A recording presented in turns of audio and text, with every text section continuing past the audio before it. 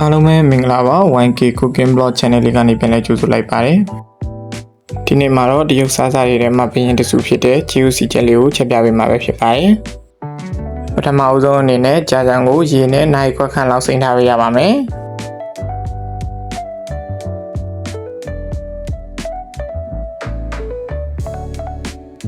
ပြီးရင်ထိုင်ဝမ်မုံညင်းလေးတွေကိုလည်းခြွေထားပေးပါမယ်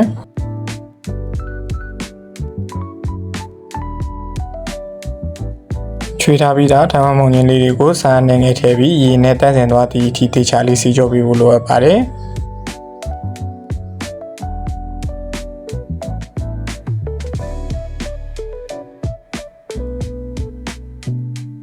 အယိုးပြုတ်ရေပြုတ်ဖို့အတွက်ကျင်းနဲ့ငယ်နဲ့ကြက်သွန်ပြူ3မွှလောက်ကိုလည်းအစင်းသင်းပြင်ဆင်ထားပါမယ်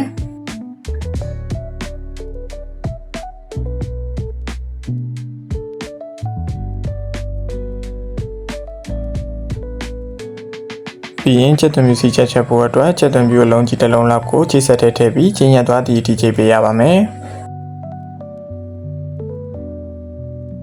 အခုလိုအနေထားလေးရပြီဆိုရင်ရပါပြီပြီးရင်ဝတ်သားကိုရတာစားနေပါမယ်ချက်သားမုတ်ထည့်ပါမယ်စားအနည်းငယ်ထည့်ပါမယ်ပြီးရင်နှမ်းစီမွေးလေးအနည်းငယ်ထည့်ပါမယ်ကြောင်းကုန်မုတ်ကိုဓမဲသားစုံနဲ့တစုံခွဲလောက်ထည့်ပါမယ်ပြီးရင်ခရုစီအနည်းငယ်ငရုတ်ကောင်းမုတ်အနည်းငယ်ထည့်ပြီးတော့အရသာလေးတမသွားအောင်တေချာလေးနေပေးရပါမယ်အရသာလေးထည့်နေတော့ကျဲဥထည့်ဖို့မေ့သွားလို့ကျဲဥလေးတစ်လုံးလောက်ဖောက်ထည့်လိုက်ပါတယ်ပြီးရင်တေချာလေးနေပြီးတော့နိုင်ခွက်တစ်နိုင်ခန့်လောက်နှက်ထားပေးရပါမယ်ကျက်သွန်ပြူစီချက်စားချက်ပါမယ်ကျက်သွန်ပြူစီချက်ဖို့အတွက်အိုရဲကိုစီထည့်ပါမယ်ထည့်ထားတဲ့စီလေးအနည်းငယ်ပူလာပြီဆိုရင်ခုနကအစင်းနဲ့ချိန်ထားတဲ့ကျက်သွန်ပြူလေးတွေကိုထည့်ပြီးတော့အယောင်လေးပြောင်းပြီးအနံလေးမွေးလာသည့်အထိစီတက်ပေးရပါမယ်စီတက်ထားတဲ့ကျက်သွန်ပြူလေးတွေအခုလိုရွှေဝါရောင်လေးပြောင်းလာပြီဆိုရင်တော့မိပိတ်ထားလို့ရပါပြီကျက်သွန်ပြူစီချက်လေးလည်းအစင်းနဲ့ဖြစ်သွားပြီဆိုတော့အယိုးပြုတ်ရေးစားပြုတ်ဖို့အတွက်အိုရဲကိုရေးထည့်ပါမယ်တည်ထားတဲ့ရေလေးအနည်းငယ်ပူလာပြီဆိုရင်အယိုးထည့်ပြုတ်ပါမယ်ကျွန်တော်ကတော့ဝက်ကြောရိုးကိုအသုံးပြုထားပါတယ်ပြီးရင်ခုနကအစင်းနဲ့ပြင်ဆင်ထားတဲ့ချင်းနှင်းငယ်နဲ့ကြက်သွန်ပြူလေးကိုထည့်ပြီးတော့အဖုံးအုပ်ပြီးအယိုးလေးနူးလာသည့်အထိပြုတ်ပေးရပါမယ်အယိုးလေးပြုတ်ခါတော့ထွက်လာတဲ့အမြုပ်ကလေးတွေကိုဇွန်လေးနဲ့တေချာလေးခတ်ပြီးတော့ဖယ်ထုတ်ပေးရပါမယ်ပြီးရင်အရသာအတွက်စားအနည်းငယ်ထည့်ပါမယ်တခြားလက်ဖက်ရည်စုံ2စွန်းစာလောက်ထည့်ပါတယ်ကြက်သားမုတ်ကိုလည်းလက်ဖက်ရည်စုံ2စွန်းစာလောက်ထည့်ပါမယ်ပြီးရင်ဟင်းရရောင်လေးလာတော့အောင်ဘင်းငယ်မြရဲ့အကြီးလေးအနည်းငယ်လောက်ထည့်ပါမယ်ပြီးရင်အပုံးလေးအုပ်ပြီးတော့အယိုးလေးနူးသွားသည့်အထိထည့်ထားပေးရပါမယ်ပြုတ်ထားတဲ့ရိုးလေးတွေနူးလာပြီဆိုရင်ခုနကအရသာနေပြီးနှက်ထားတဲ့ဝက်သားလုံးလေးတွေကိုထည့်ပြီးတော့ပြုတ်ပါမယ်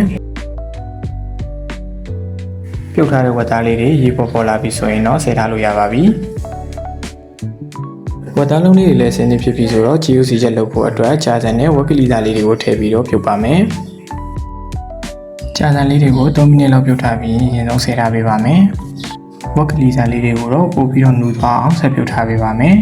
ပြီးရင်ခုနကရေဆေးပြီးဆက်ထားတဲ့ထိုင်ဝမ်မုံညင်းလေးတွေကိုထည့်ပြီးတော့ပြုတ်ပါမယ်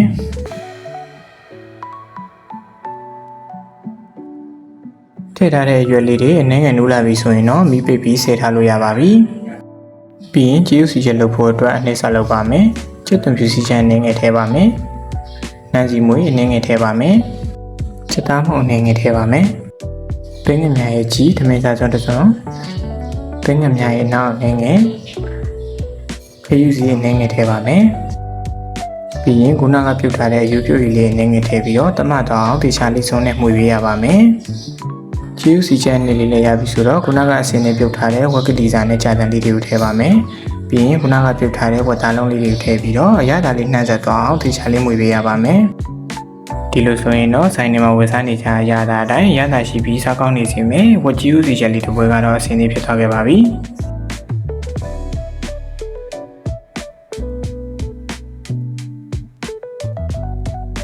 ကျွန်တော်ရဲ့ဗီဒီယိုလေးတွေကိုဆုံးဖြတ်ကြည့်ရှုပေးကြတဲ့တယောက်ချင်းဒီတိုင်းကိုထူးပင်ကျေးဇူးတင်ရှိပါတယ်